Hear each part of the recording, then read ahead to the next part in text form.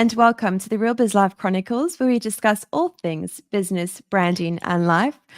I'm your host, Tracy Fryer. My guest today is Tarryn Williams. She is the founder of Opus Wellness. Tarryn is a women's mindset coach who specializes in helping women from going from feeling stressed, overwhelmed, and burnt out to feeling calm, confident, and in control of their emotions. Now, I can hands down say I've worked with this lovely lady, and she has helped me with my own personal growth journey, and I highly recommend her, and I'm looking forward to our chat today. Tarryn, welcome. Thank you. It's nice to be here. Thank you for that lovely introduction. And yeah, it's, as you know, as we were just talking a little bit before the podcast, just such a reflecting back on that time of over 2 years ago, and then hearing the growth that you've had since then. It's just incredible to hear that and reflect on that whole journey. Thanks so much, Tarryn. I can't believe it's been 2 years since we last saw each other, really. I know, it's because I remember it was 2021, the start of 2021 we met, and time has just flown since then. So much has happened. It definitely has. And for our listeners, Tarryn and I met through a mastermind that I was doing, and it was Steph Gorton's mastermind, and you presented, didn't you? Yes. I came and did a presentation on mindset and just like a few little key concepts. And I Yes, think it really hit home with a lot of the women that were in that mindset it did. masterclass. I think, from what I see with a lot of women in business, or most people, is that mindset does seem to be the last thing that they kind of think about. And the last thing, or they're not even aware of like how their mindset might be impacting their business or their business growth. So true. And I think, in my own personal experience, that mindset journey, working with you really kind of started that because so much of what you spoke about at that presentation, it was like all these light bulbs went on. And that journey has been very profound. And it's had a massive impact on my business. And like you say, I think a lot of people underestimate the impact that your mindset can have on your business. Yeah, absolutely. I think it's like there's been an explosion of mindset related work in the last 5 years, which has been an incredible thing, because I think a lot of people think, previously, say like that traditional psychology or counseling, we were kind of brought up to think you only have that when you maybe mentally unwell or you need help mentally. Yes. And I think the mindset world has really opened us to just see it as like a chance to self-exploration and self-development, and to actually understand yourself more, which is the same as psychology and counseling. It's to understand yourself, know yourself, and therefore help yourself to change certain patterns or the way that you see your world. And that is always a good thing and a positive thing to do for yourself. And I think also doing that work before you kind of, reach rock bottom, as you mentioned earlier, people used to only sort of embrace, seeing a psychologist when they're at a very bad point in their lives. And I think embracing this personal growth and this mindset work beforehand actually avoids one ever more so get into that sort of, deep and dark place. Yeah, definitely. I think it's one of the most underrated things that hopefully in the future, is going to be brought into kind of schooling from a young age. And I know it already kind of has, and it's really, when you boil down to it, it's just understanding yourself, understanding your emotions, your emotional patterns, and then that emotional awareness, self-awareness, and then learning how to regulate yourself, learning the tools and resources that you need to help yourself to manage the daily stresses of life, or the things, that happen. Because no one gets through life without, some big events that will rock them. Yes. And yet, if we have the resources to help ourselves, then we can manage them better. And it's not about, it's not about everything needs to be positive and happy all the time. It's that it's just managing like the stresses and things that come up in our life. And Tarryn, before we take a deep dive into what it is that you do, I'd love to know, how do you find yourself in the coaching space? Was it sort of, do you study psychology, or what was the journey for you? So I actually did study psychology. So I've got a bachelor's in psychology and counseling, which I did about 10 years ago. And then I went back probably about 5 or 6 years ago and then started to add more kind of courses to it that were more really just adding to the toolbox. So I've done things like NLP, which is neuro linguistic programming. I've done other kind of courses on the nervous system and nervous system regulation. I've dived into things like internal family systems, which is about self-leadership and understanding yourself better. And just kind of like with each little course that I've done, it's just like adding to the toolbox to be able to support the women that I help. And I think, you know, there's some really valuable things in psychology and counseling realm, and then there's also really valuable things in that kind of more mindset realm. And I think, you know, my benefit is that I can just use from all areas to help my clients, whatever they need and whatever they present with. Mm. And how do you find that impacts the way that you handle challenges or, you know, those day-to-day experiences? Mm. I think the greatest gift of self-awareness is really being able to understand like what's going on in your nervous system and what is actually Mm. coming up for you.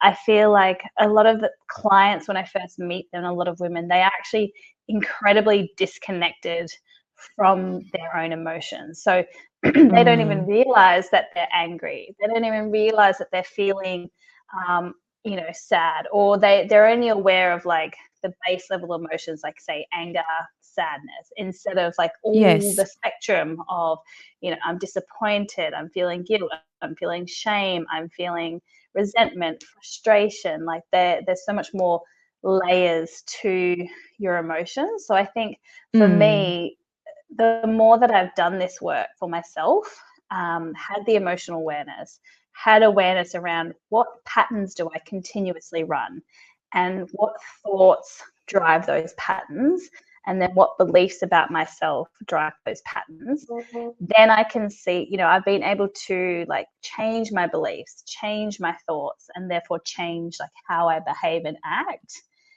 And Mm. it just helps. So it helps me to get through difficult times.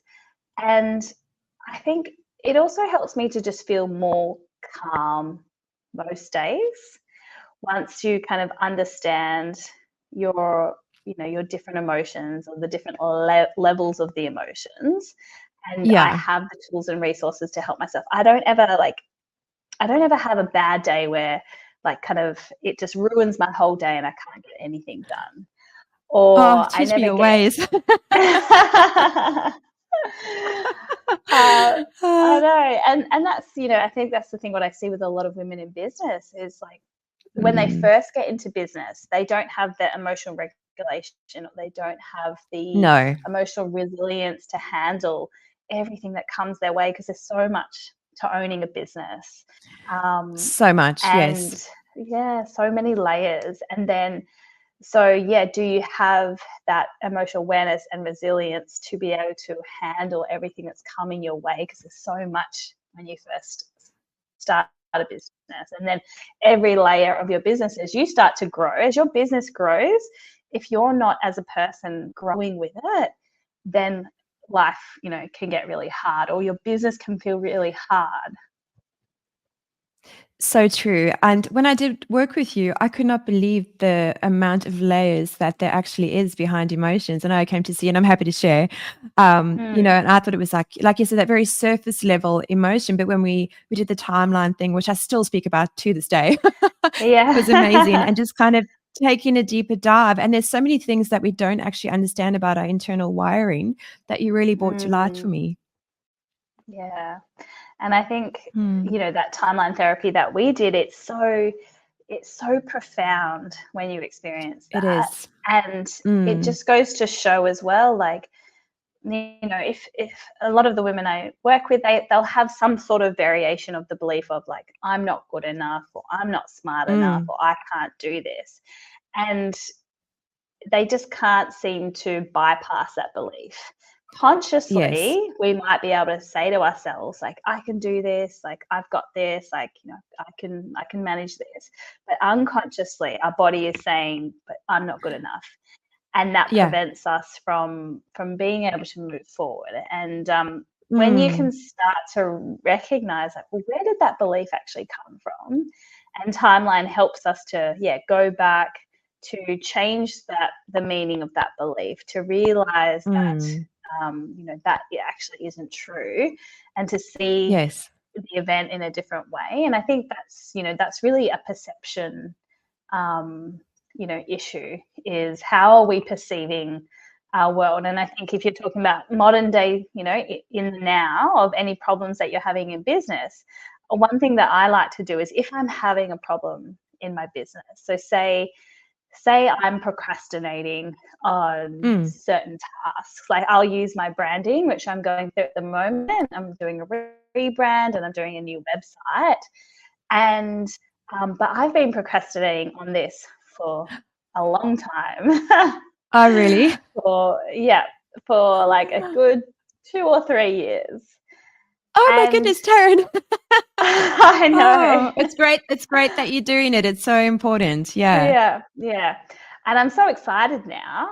But, you Yeah. know, if I went surface level, I might go, I'm just procrastinating. I might say I'm being lazy. I might have all the Mm. excuses, like, I don't have the time, I don't have the resources, it's just not possible at the moment, that feels too Yeah. hard. So these are this might be the language that I might use, or Mm. the excuses that I have. But actually, if I dive a little bit deeper, it wasn't that I was just procrastinating or didn't have the time. It was actually that I was a little bit fearful of, well, what does it mean to step into this new brand? This new Yes. brand that I've decided for my business, this new direction and this niching down and specialization. It was actually more of like fear of, what if I'm not ready for that? Or what if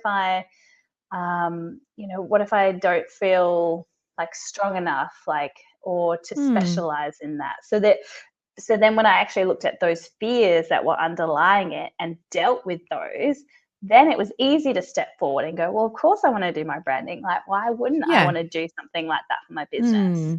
Mm. But only through like working, actually getting to understand it. So changing my perception of the perception, am I just procrastinating and being lazy?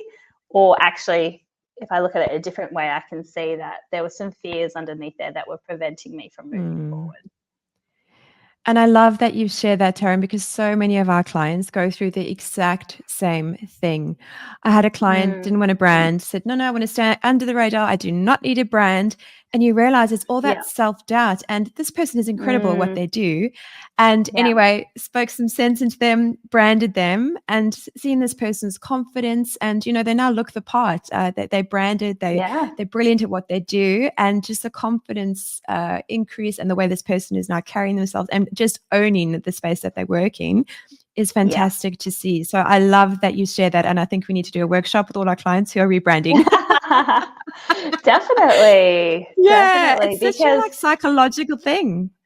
yes, yeah. I think I mean, Mm. you probably experience it more, like, what is people's perception of what a brand is? A lot of people might think Mm. it's just a logo, it's just some colors, but it's actually the Totally. whole thing, that personality, that voice, like, what's your message? And you're right, like, I haven't even started my rebrand. I've just started doing some of the questionnaire, and already I'm excited. Yes. Already I feel a shift in that energy of, wow, I can't wait to It's put the this out energy. there.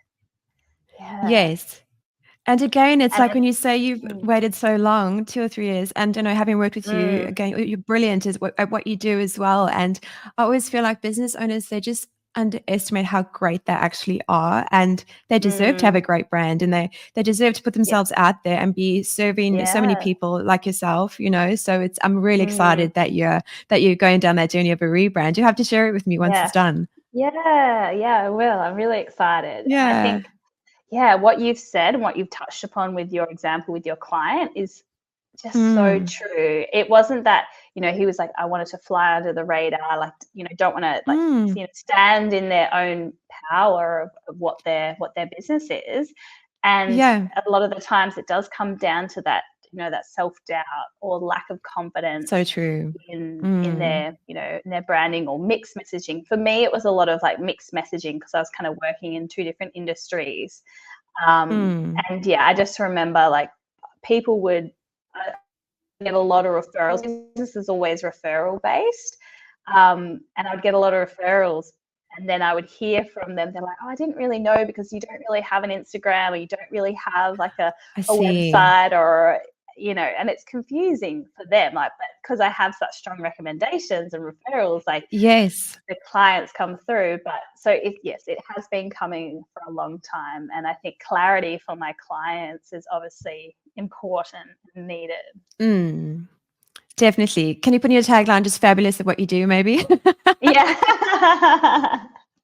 Absolutely. It's just here you Yeah, go to well, all of my clients, I will tell you. definitely. Well, if you need a testimonial for your website, please let me know. I'd love to do it for you. Yeah, amazing. That would be great. Thank you. Yeah. And Taryn, one thing I was surprised at when I worked with you is that I was going to see you with one idea in my mind. And then when we took that Mm, deeper dive, all these other things came up. Do you find a lot of your clients are like that? absolutely. Yeah, absolutely.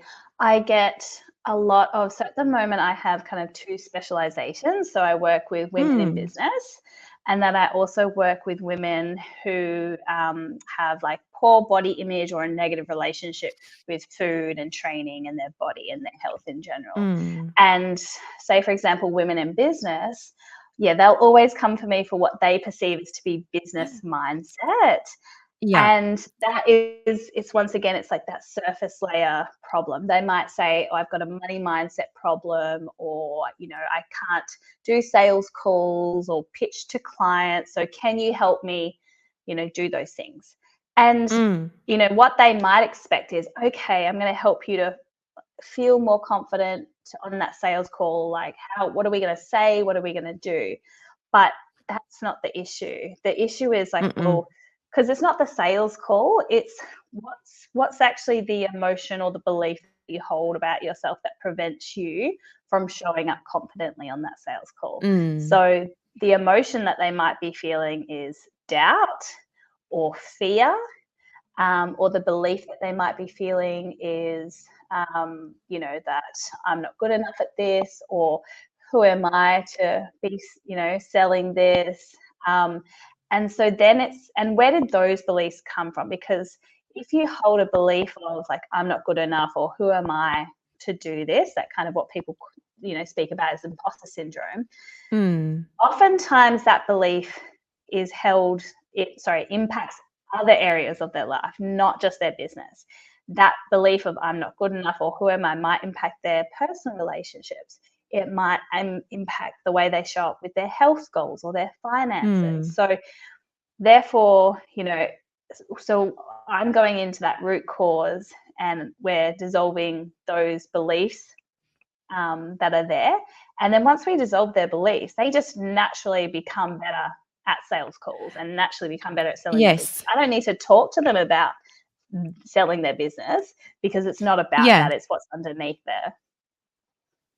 It's so true. And it really felt like I say, when I worked with you after that process, you kind of feel like you shed something emotionally. It's a very confronting experience. And, do you find Mm, that most people sort of embrace going through that? Because I know there was a lot of tears and I think I lost all my lashes, but it was yeah. it was really good, really good to kind of just you held that space so well to kind of just let all that stuff go and really give me a better understanding of why it Mm, is that I might have been feeling certain ways as well. Do you find some people yeah. push back on sort of embracing that Mm, experience and working through it? Because let's face it, personal growth can be very very hard. yeah. Yes. Yeah, definitely. People definitely, I think, that's on me. That's my job to, I guess, pre-frame the work that I do, and that the Mm, work that they'll be coming into, to make sure that, and I've gotten better at this over time, because I think some people would just come in and be open to anything. And even if they thought mm, that they were going to be going down one path of talking about business, when the direction turned, they were, open and just, happy to go down there, like yourself, like you've said. mm, And then I've had other people over the years who have really resisted that. And mm, it's not a conscious thing. It's not like they're consciously resisting speaking about that. It's more of an unconscious resistance to having to talk about difficult things, or having to go mm, through, a negative experience. And like, I always honor that. Like, it's my job to help them to feel safe enough to Yes. explore those parts of themselves that are really difficult. And sometimes it Mm. can take a little bit more time, and that's okay as well. Um, and then, so yeah, my job to obviously create the space, but then B, to also, pre-frame it and to kind of let people know that, you might be coming in here for this issue, but that is a surface issue, and we're going to go to the Yes. root cause of what's actually driving Mm. this. So I do tend to pre-frame it a lot more to let people know that we're probably going to be diving into things that you're not even aware of yet, because that Yeah, the expecting. issue is, because most Mm, people aren't mm. aware of what those unconscious patterns or beliefs or stories are. So, and for most people, it is actually really hard to see what they are until someone guides them through Mm. the process. And then once you've been through a process of some mindset coaching with someone and you become better at self-awareness and self-reflection, Mm. then you can start to help yourself more and more in the future. Yes, and you were fantastic at really taking me on that journey and holding that space for me, kind of the starting point and then leading me to that place where we did the timeline, Yeah. therapy. It was really great. Yeah, it is. And it's an amazing journey. And as I said, like, Mm. you were very open to that and very willing, because from my perspective is you saw that, on the other side of that things will get easier. And you kind of have Yes, to go down into those depths to be able to come back up again. Or as so true. that little saying goes, what's that little saying? It's the cave you fear to enter holds the treasure that Yes. you seek. Oh, it's one of my Yeah. favorite quotes. Steph shared that with me when I did a mastermind, and it's like, I Yeah. think it's on my Instagram. It's everywhere. I love it. It's so, so Yeah. true. It always resonates. And I Yeah. also use it when I'm feeling stuck or if there's something that I want to do, but that Mm, fear kind of grabs you. I'm like, right, I always yes. think of that quote. I love it. Yeah. Yeah, because it makes you realize or remember, like, hard things, challenging things, things that you fear. Mm, If you push past that, if you move through those challenges, that, things will always get better because you've done that hard true. work. You've put yourself in a situation where it was mentally, emotionally, or physically taxing, and Mm, it's going to make you stronger. yes. And Taryn, what are some of the biggest challenges you see that women in business face? So I think, like, twofold for this question is, I think the Mm, biggest challenge I see when most women start with me is that they struggle with, they'll label it as imposter syndrome. So they'll say, I feel like yes. an imposter, Mm, or that's a very known common term in, society. But what's really yes. underneath that imposter syndrome is self-doubt and lack of confidence. And so Mm, I think for a lot of the women, they definitely have a lot of doubt about themselves and their abilities and their capacity to make their business work. And then the lack mm, of confidence that comes with that as well. So feeling truly confident to stepping into that person. And I think, I don't know, like, my reflections is a lot of women that I work with are kind of in their 30s or early 40s. mm. And that generation of women largely or stereotypically grew up in households where potentially their mothers were stay-at-home mums or not working, Very true. and definitely Mm. not owning a business or working for themselves. So No. not many Mm. women, had role models of what does it look like to own a business, to be a boss, to be a leader, and to hold that identity essentially. And so Yeah. so I see the biggest problem is there's the doubt and the lack of confidence, but there's also like an identity piece here of what is your, when you look at your role in your business, like, you're the owner. And Mm. what does that mean as the owner? Like, are you stepping into the identity of a leader and a business owner, of managing people, of managing a team, of managing such a great scope of work? Or does your lack of confidence and self-doubt kind of keep you small? And Mm. so even though, like, you're in that position of leader or owner, you're not acting like it. You're not Yeah. identifying that, yeah, I am the leader. Everything comes from me, and therefore acting the part. And I think that's a Yes. real learning curve for a lot of women, especially as their business grows and they start to take on stuff, is, well, what does it mean to be a leader and to be in that CEO role? Yeah. That's so true. I've experienced that exact same thing.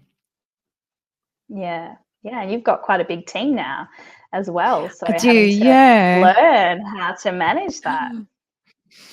Definitely. And I think how to manage yourself and how, you've suddenly Mm, got people looking up to you. You are always yeah. on display. And whether you're having a bad day or not, you always have to think about how you carry yourself, how you show up, Yeah. because if one of your team members is having a bad day as well, you literally have to hold that Yeah. space. And even though you might not feel Yes. like you've got it all together, you just have to Yeah. pull on the strength from somewhere to kind of push Mm, through. yeah, exactly. You're right. And yeah, really stepping into that business leader and asking yourself, like, what type of leader or Mm, business owner do I want to be?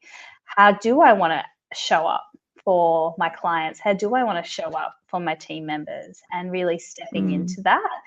And I think, something that goes alongside that, is we live in our minds every single day. So, yeah. you're aware of all the thoughts running through your head, how you feel.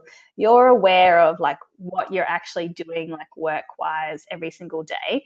And I think women are Mm, super, super critical of themselves. That's the other thing that I see yeah. a lot with the business women that I help, highly critical of themselves. So, Mm, if it's not perfect, if, things don't go as they should, it's just like highly critical on themselves.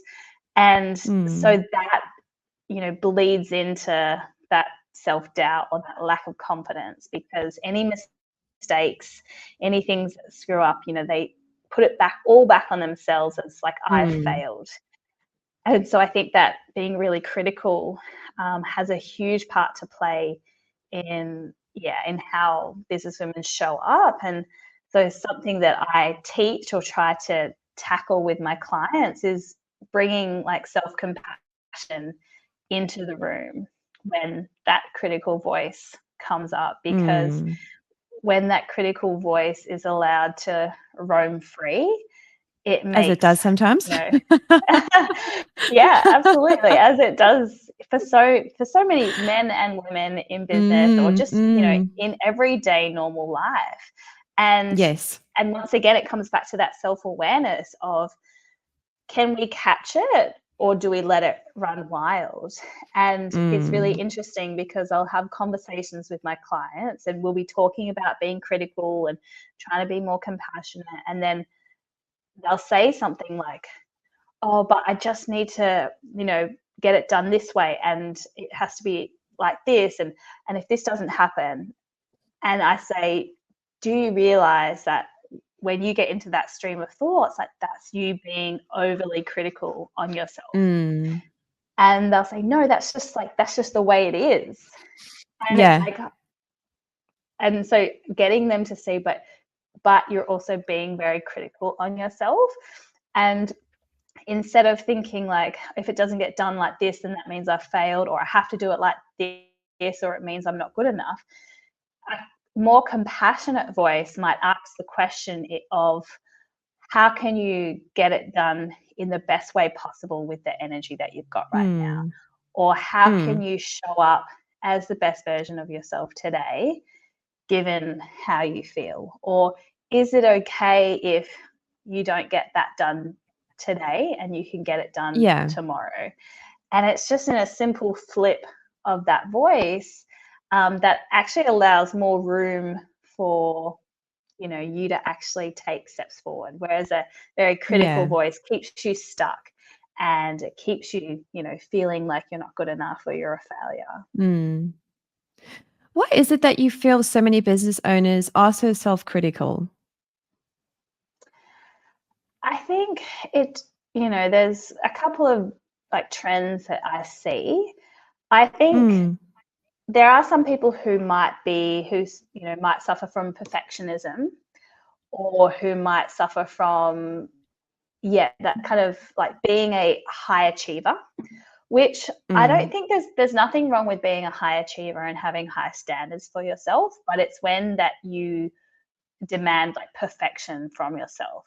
So absolute Mm. perfection, no mistakes. And I think that is a real problem if you do have that perfectionist mindset, because you often get stuck in, Mm. what do they say, analysis paralysis, where if it's not Yes. perfect, you don't move forward.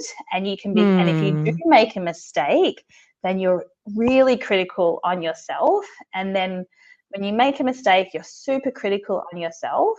And then you get stuck in feelings of like maybe shame or guilt, Mm. or disappointment, anger at yourself. And then those kind of very low emotions keep you from then moving forward. Yeah. So that's one way, the perfectionism.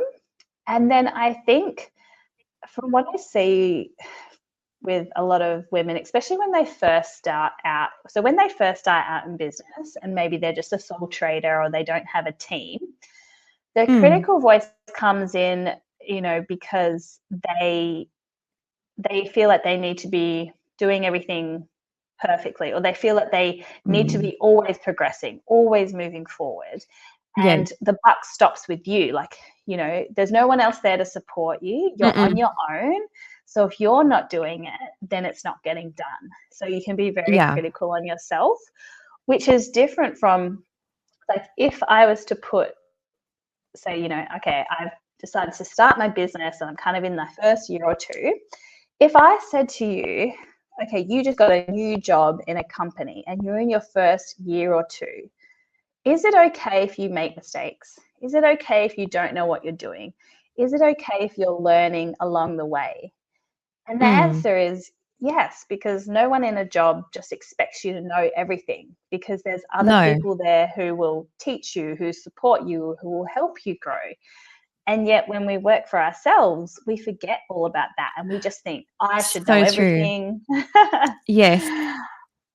So I think that can be an be a problem. So, if someone's listening and they're in those first years, is how can you change your mindset to realize that you're just learning and that you're growing? It's okay that Mm. you don't know anything. It's okay that you're still learning and that there's so much still to learn.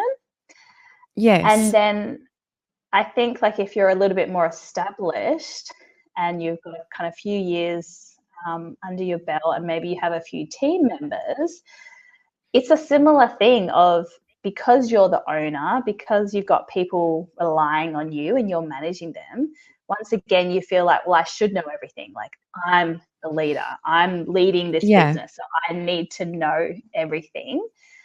So I think the criticism can come in from that angle of feeling like you Yes. always need to be on top of everything and you always need to know everything. And I think Mm. that criticism that we have on ourselves of the need to be perfect or to know everything and do everything, it forgets about the humanness of the fact that we are humans and Yes. that we have a life outside of our business, and that life is also important. And when things go Mm. on in our life, sometimes our business, takes a back seat, or sometimes we can't show up as, as well in our business. And I think if you can be compassionate towards yourself and to give yourself the grace that you are just human and it's okay to make mistakes, Mm. that you're actually able to move forward quicker from those mistakes.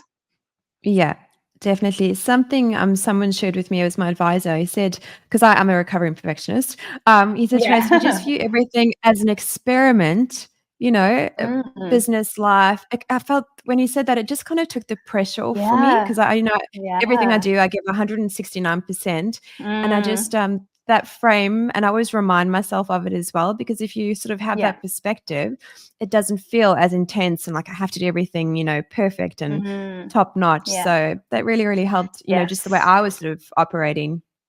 Yeah. Yeah. And I love that, referring to it as an experiment, because it Mm. is like you're not going to know what works. You're going to trial something.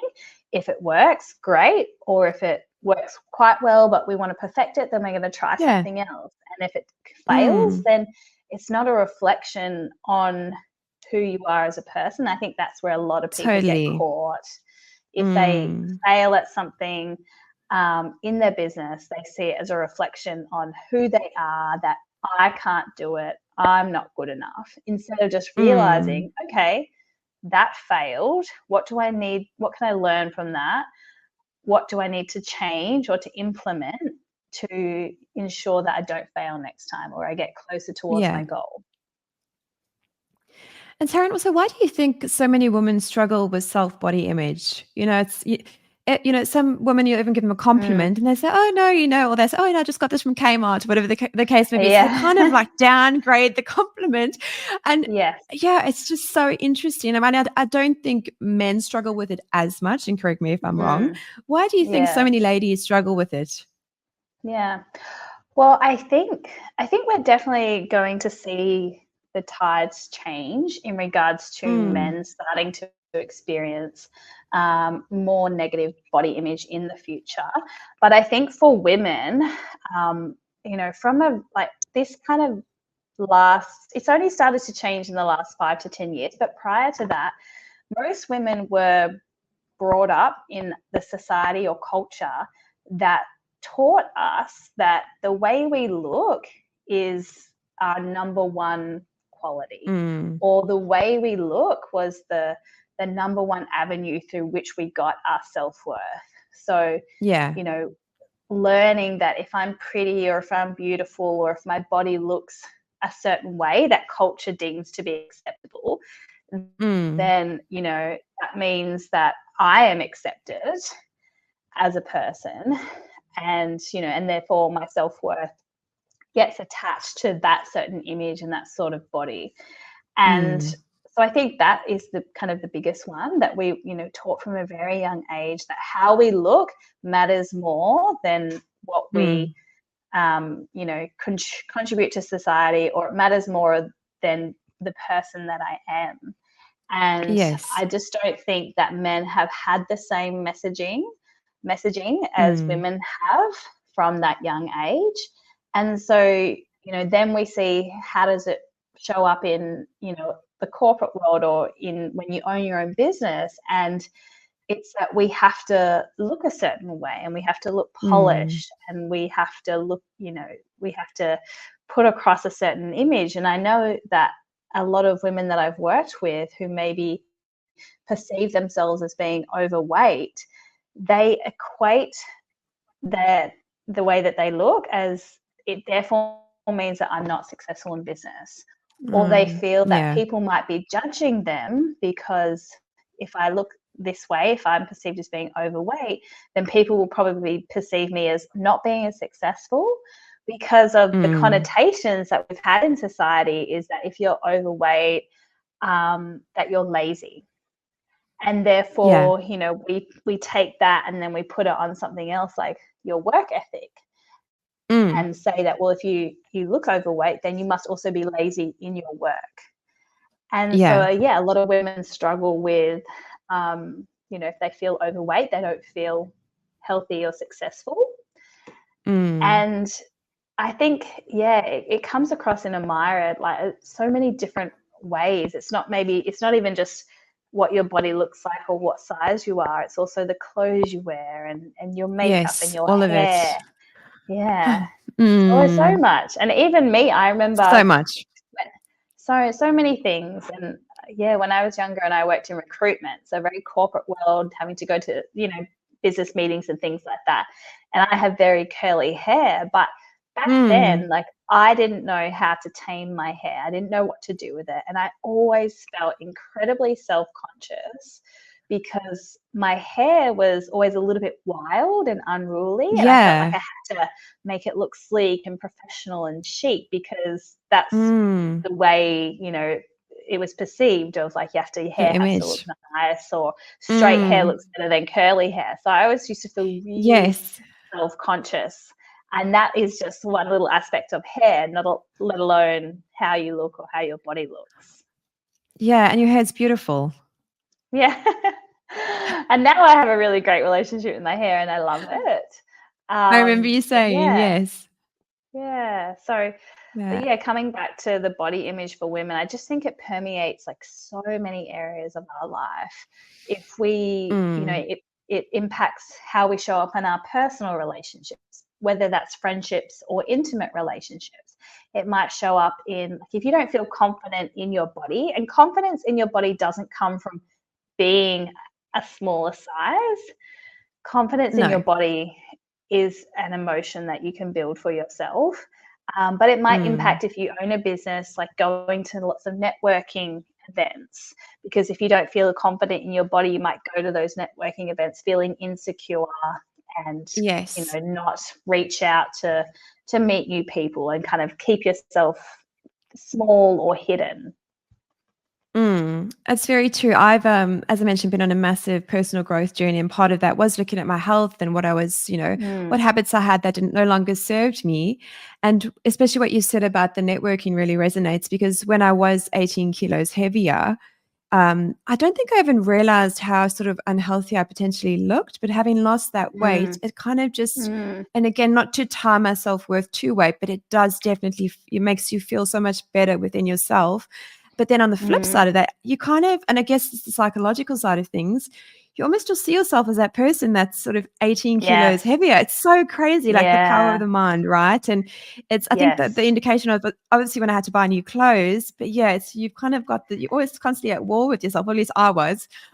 Yeah. But yeah, just having gone through that and looking after my Mm, mental health and my physical well-being has really, I must say, helped me feel so much more confident within myself. mm, yeah. And I think, Mm, that's something to be said there in regards to two things there is A, if, you've made a commitment to yourself that you wanted to change your health. So you mm, went physical health and mental mm, health. And as you started to, change things, add new habits in, do things differently, what happens is, like, if you make a promise to yourself that, I'm going to, go to the gym, or I'm going to eat yeah, better, or whatever it is, when you follow through on that promise, you're building your self-trust, and self-trust is a big component of confidence in yourself, because when you so can true. trust yourself, then you feel more confident. So Yes. even for, like, so you obviously got the results that you were looking for, but even Mm, if you don't get, even if you're not looking for the results, it's what mm, promises are you making to yourself in your personal life, in your health, in your business? What are you mm, saying that you're going to do? And are you showing up? And when you show up and follow through on your word, follow through on your promises, that confidence mm. starts to build. And then you show up more confidently because you trust yourself. And it just has such a Yes. snowball effect. That Yeah. makes sense. And honoring that promise to myself was really hard. I'm not going to Mm. lie. Like going to gym Monday to Yeah. Friday, you will go even if you don't want to go. It was really Yeah. hard, but I love what you just shared because that makes total sense. And then obviously building that trust Mm. within myself has impacted every other area of my life as well. Yeah. Yeah, Mm, exactly.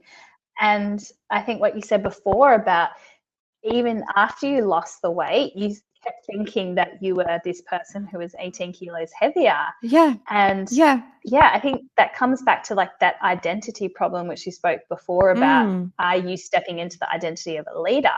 And it's the same, like, when you go through a weight loss journey, like, have mm, you fully stepped into the identity of, I am a healthy person, and therefore, yeah, I do look after myself. I do go to the gym regularly. I move my body regularly. This is who I am now.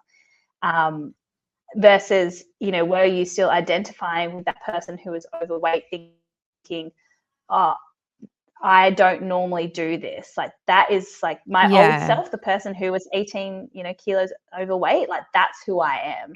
And until you, like, mm, fully shift that identity to be like, well, no, this is who I am now, then everything, mm, A, you identify with your results and that person that you're now showing up as. And then taking those actions is a lot easier, because if you're a healthy person, like, I'm a very healthy person, it's mm, very easy for me to make time to go to the gym, or to prioritize yeah, going for a walk, or to mostly eat really healthy food, because to not do that would feel so wrong to me. And to not do Yes. that, I wouldn't be able to show up as my best self. And Mm. so not doing those things would feel worse. So for me, it's always, even if it feels hard, like you said, sometimes it is hard to go to the gym when we don't want to. But Yes. because my identity is linked with being a healthy person, it's like, well, that's just Mm. what you do to support yourself and Yes. to be the person that you want to be. Yeah, something that really shifted things for me was when I defined my personal values. So obviously, you've got your business Mm, values. yeah. Again, my advisor walked me through defining my personal values, and being Mm, healthy was one of them. And that really flipped things for me. So it kind of still helped. yeah. I'm still a work in progress, but kind of helped me shift Yeah. more into that idea. I might need to come see you again, Taryn. More into that Yeah. identity of, someone who is healthy. And I'm not going to get up and go straight on my laptop and just throw myself into work. I'm actually going to have a morning Mm, routine, and I'm going to journal yeah. and, go to the gym and really prioritize Mm, self. Whereas when I first yeah. started my business, as you mentioned before, a lot of business owners, we Yeah. just go, go, go at a gazillion miles Yeah. an hour. And then you burn out. Mhm. So then you learn the hard way. Yeah. Yeah. Exactly. You burn out and then you have to learn how to prioritize yourself or how to put your health and your happiness like sometimes Mm. above your business. And I think a lot of, business owners, they think that they know what they want. They want to have a certain level of success, whether that's Yeah. financial or growth in their business. But why do you want that? Because Yes. do you just want that because that's what everyone wants, or it's because what people say that you should want, Yeah. to be earning more or building a big business? But what is it that you actually want when you create that business? How is it actually serving you and your life, so that, yeah, you don't just, your Mm. whole identity is not just your business, that you do have a life, a personality outside of that business. Mm. So, so true. And there was another great book that you recommended to me, and I still recommend it to people to this day, Yeah. the Rushing Woman Syndrome book. That was a great read. Yes. Yeah, I had it that. is an amazing book. Yeah. Yeah, I Yeah. love that book. I love Dr. Libby Weaver, who wrote that book. I like her Yeah. approach. And I think Mm. it gets, because I have women come to me all the time where they're just like, I'm just so stressed all the time, always on the go, go, go. I Yeah. don't have any time Mm. for myself. I'm always on the brink of like, and what they say is an emotional breakdown, whether that's like, they're Yeah. snappy, they're angry, they're frustrated, or they're always on the verge of tears. And that Mm. rushing everywhere, like, doesn't do us, like, Mm. mentally and emotionally, doesn't do us like anything. But No. also, like, hormonally and physiologically, it also harms us, that constant rushing. And being able to Yeah. recognize that and to check yourself, and then, to make a conscious decision of, okay, well, what changes do I need to put in place? Or how do I Mm. need to change mentally or my mindset around my life? Because a lot of the times Yes, the rushing is like we bring it on ourselves. we do. Totally. Mm. Mm. So And also, I think, yeah. I was just going to say, I think with the recognition that we bring upon that rushing to ourselves is the recognition that I can therefore change it if I'm willing. Yeah, and I think a big key indicator is you are very like emotional. It's like someone Mm. just says Yeah. something and you'll just get triggered and you feel like very teary. So Yes. that was a sign for me, and I Yes. still use that. I'm like, Yeah. okay, so am I overdoing it now? Mm. Yes. Okay, I need to back it off. Yeah, yeah. And that's amazing that that shows that you've gone on that journey of self-awareness, because you can now recognize, Mm. instead of just, what you may have done before is push through, you've gone, hold on, Ah, when I'm on the brink or I'm snappy or I'm close to tears like that, that's a sign that yeah. I need more rest, or I need to find more pleasure in my life, or I need to take a step back from work. So it's great that you're Mm. going, that's a sign, and I'm going to listen to it instead of just moving straight past it. Yeah, definitely. It's a tool that I had to learn, because it'd be something as simple as, someone might just give me a compliment, or it might just be, they don't stock whatever and I'm just beside myself. So then Yeah. I know I'm like, oh, Tracy, you need to have a day off or rest or just have Yeah. some time out. So Yes. um Yeah. Taryn, I'd love to Amazing. know, in your business owner journey, what has been some of the biggest Mm. challenges that you faced? Um, I think the biggest challenges that I've faced have been the identity pieces for me. And I think the confidence. I think, I had in my 20s, like I suffered from an eating disorder, which obviously has a huge impact on your mental state, but also your confidence about who you Of are. course. And then I think having to get into business, it was realizing that I, do have the capacity to be a leader, and that I do have that strength to guide women and help women, through these issues, or to help them to manage their own emotions. But I think for a long time, what really held me back was that identity piece of stepping up into being like, you are, a leader in your own business, and you're essentially leading women and guiding them and helping them. And I think when I finally, really stepped up into that full identity, then it shifted in how I spoke to clients, and how I worked with them, and how I presented myself online or spoke about my business. And I think so that combination of stepping into that identity, and then also feeling really confident in my, in who I am, and knowing that, I have the tools to help the women that I work with. And I think those are the biggest game changers, because I think, challenges in business, I think most challenges in business can, like strategy and those types of things, I think those are easy problems, like a strategy problem, or learning systems, learning marketing, whatever. That's just learning how to do it. But that mindset work behind it, that is the real challenge. It Which is is. why I'm so passionate about helping women overcome those things. And just, from my own journey of realizing how much things shift when you feel more confident. And Tarryn, something else you shared about having an eating disorder. Have you found that having that, I guess, because a lot of us have negative experiences and we view it as, oh my gosh, my life's ending. Do you find that experience has made you somewhat better at coaching in some way, because you understand potentially what that person might be going through so much better? Yeah, definitely. I think going through an eating disorder, and then obviously coming out the other side of it and being in full recovery is, I've realized that, I do have I guess, a viewpoint of, I do understand women when they talk about what they're experiencing. So obviously I do specialize, and I help women with disordered eating and a negative relationship to their body and food.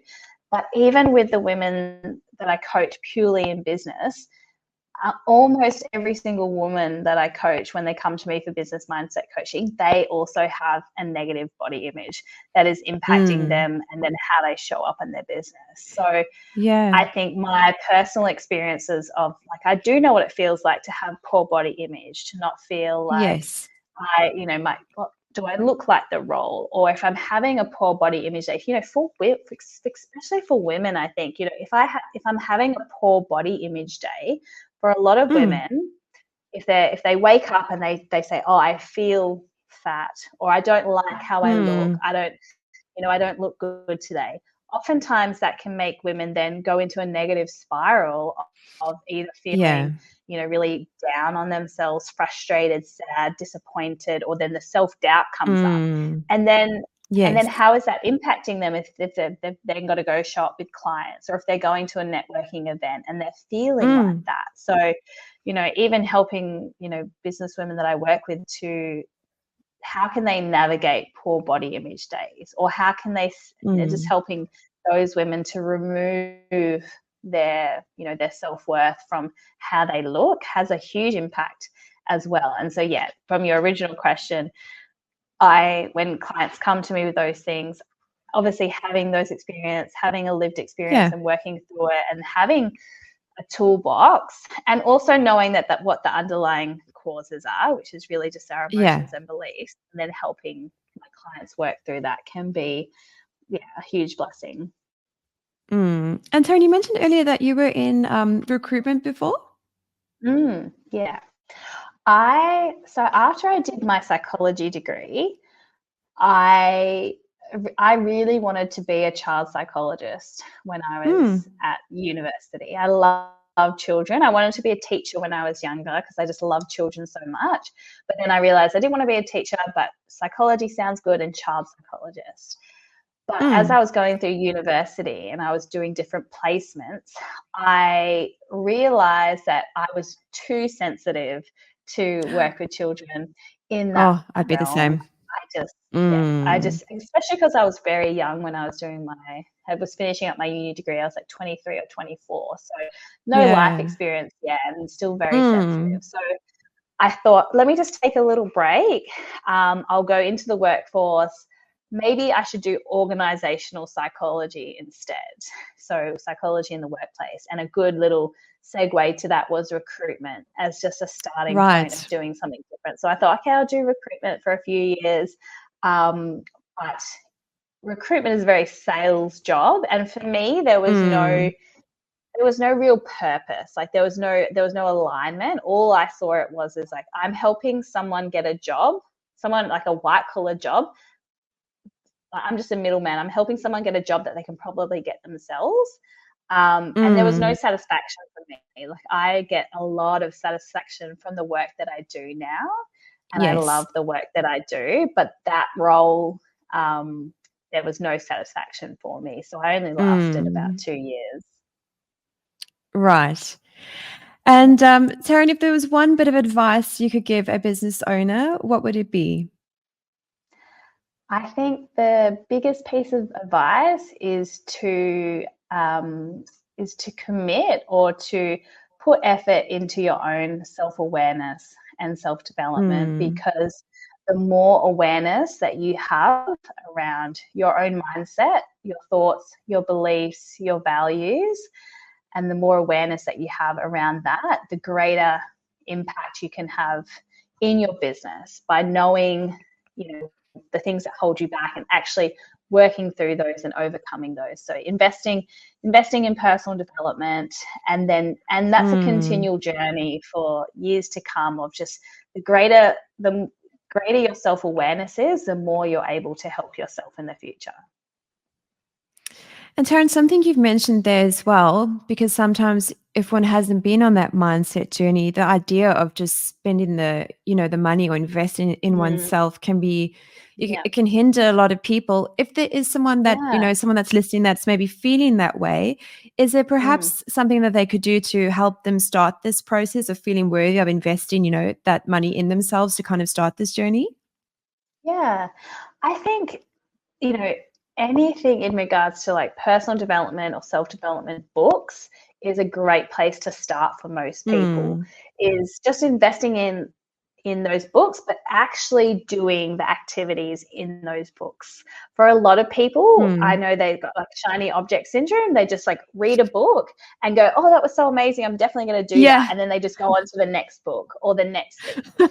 And I think if you actually invest in a really good book and do the activities in there, that can be a great place to start. Or even sometimes like a mindset course, which is a little bit more achievable as like a stepping stone, could be a place to start. Or even just answering like 3 to 5 kind of personal development questions at the end of every day. And it could be simple things like, what came up for me today? Did any challenges come up for me today that felt really hard?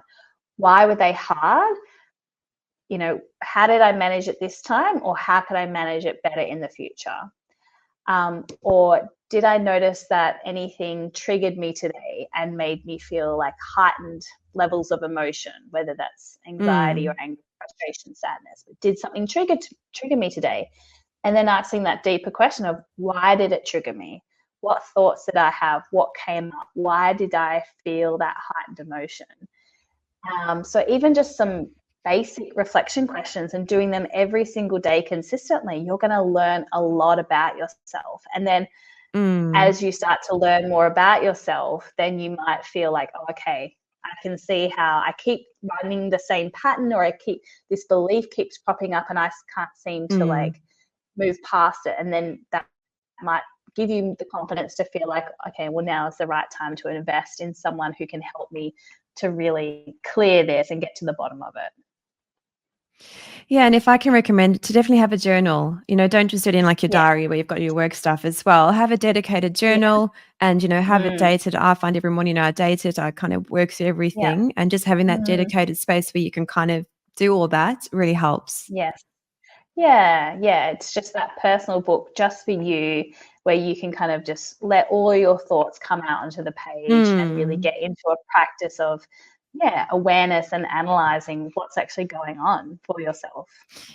Yeah, Tarryn, I am mindful of time, but I have to ask, why is it that some people reject journaling? I'm like, it is such a powerful tool.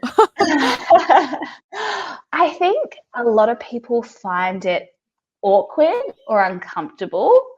I sometimes Yes, wonder if people think it's kind of like a dear diary, this is what happened to me today.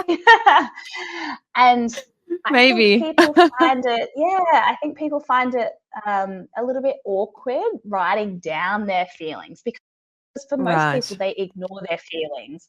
Oh, I was just Mm, sad today because so and so said something mean to me, or I was just sad because I'm a little bit stressed. But people actually do mm. fear, or it is confronting when they have to stop and reflect and analyze what's going on. So I think it's a little bit of avoidance, but I also think it's a little bit of awkwardness. They feel kind of awkward writing it down. That's why if you have like some set questions to follow, that can be so much more helpful instead of just free writing. Yes, and one thing I had is that I was so worried like someone would find it. Like heaven forbid I passed away. I was like, Yes. oh my gosh, what if people find my, and I'm like, well, if I passed away, I'm not gonna really care. But it's such a stupid fear. And I'm like, I Yeah. don't know why I had this. I was like, again, like you said, dear diary, or whatever. I was like, what if someone Mm, finds it and they read it? And I was like, oh mm, well, like I'll deal with that later. So got over that. yeah. Yeah. But that you Oh, do point to something about vulnerability, because what if my partner or mm, someone stumbles across this and they read it, and I don't have quite the courage yet to be vulnerable with that person. So that can mm. definitely play into it. And there is a level of vulnerability of, as I said, you're having to really dive deep and look at like what's going on in your mind. And that can be really hard for some Yeah. people. It can be vulnerable, it can be scary, it can be confronting. So true. I even found like I was obviously I was journaling, but I'd write so you couldn't read it, like a spider on LSD. And I'd go back to read. I was like, I wish I had written this clearly. I was so worried. And it wasn't even like bad stuff or like deep confessions. I No. was like, Tracy, Yeah. just get a grip, write so you can read it. Because now I obviously refer back and then I'll obviously set Yeah. myself, goals for the day or nothing crazy. But now Mm, I write so I can actually read yeah. it, which is good. But it was such a A stupid bit. thing that I was Yeah. anyway. Yeah. But no, but I love that Oh. you asked that question, because it's definitely something that clients do push back on, about having to write things down. Mm. Yes, and it's kind of become, second nature for myself. And then I'll say to someone, "Oh, have you journaled?" They're like, "Oh my goodness, no, never. Like I'd never do that." I'm like, "Well," and I Yeah. actually had some journals, branded Design Studio Perth journals created, and I'm just like giving them out to Yeah. people because I'm like, "You need a journal. Amazing. If you don't use it for journaling, it makes a great place to put your shopping list, but you need to start journaling." Yeah. You need to start looking at what's going on under there, under your brain. Yeah. Yes. Oh, well, Taryn, thank you so much for your time. I just want to take a Oh, moment and celebrate the work that you're doing. It's really helping humanity. And thank you for, how you've helped me in my life. And like I said, definitely do to come and see you again. But thank you so much for today. yeah. Thank you. That was really great. I enjoyed it. I'm so glad. And before I forget, where's the best place for our listeners to go should they wish to connect with you? So probably Instagram, which is at Hmm. Tarryn Williams _coach, or soon my website, which will be opuswellness.com.au. Perfect. Thank you so much, Taryn. Amazing. Thank you. Today was so amazing. Thank you. I'll see you soon. Bye.